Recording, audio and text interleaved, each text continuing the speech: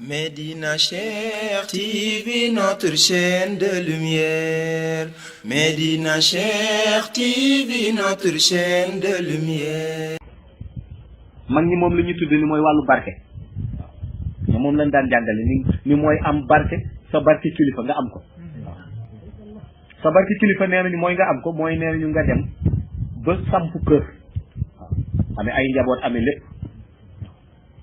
nit ñi di fayu 1 million yow mi am journée 500 nga gën leen demee sa kër gën neex looloy barke mag ñi neen looloy barke kilifa nit ñi di fayu ay millions am problème yow mi am journée 500 gën demee ñëpp ngay ndékki bu nekk di añee ceeb bu nekk di reere reer bu nekk te du noppal sa bopp te même yow sax da ngay dem ba yàgg nga jaaxle lii nu mën a amee ndax dépense bi motawul waaw fekk suba xalaatoo woon am xëy suba am lu ëpp sa jot waaw nga dem ba mujj sa xaqiiqa dund dafay tënku ci ni yow daal li nga xas ba am du waa sahaada ñoo koy gérer waaye waa ahlu xaqiiqa ñoo koy gérer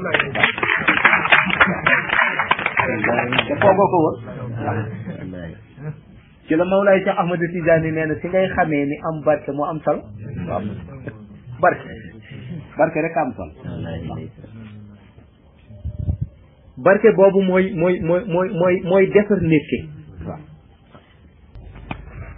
diggante boobu wàllu barke daf ci feeñ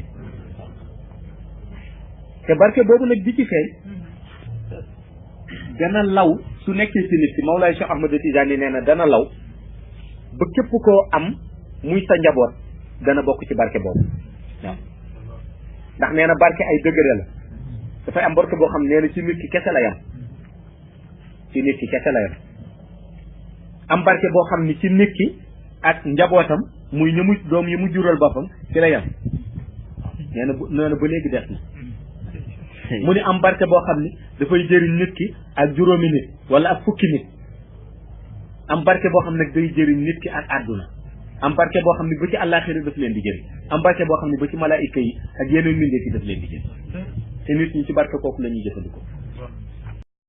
naatay Médina Cheikh TV bërëbu leer bërëbu Cheikh Tidiane Chérif mi nu jox Seydi Mouhamed El Cheikh sang bi di fi jàngale di fi seddale leer yi moom Mawlaaya Seydi Mouhamed El Cheikh sunu yaakaar